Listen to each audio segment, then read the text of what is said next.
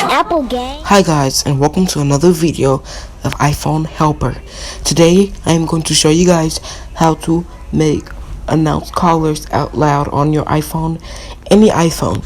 So you go to settings, home, settings, go to phone. Yes, find phone. Actually, right here, I had to cut it out because it will show you a number.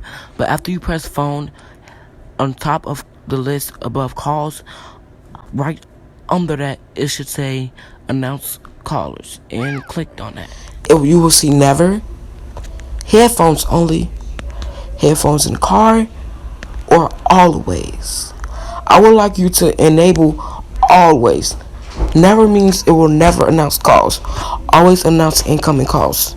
So when someone calls, it's going to say the caller's name. Nice doing business. I think helps is out.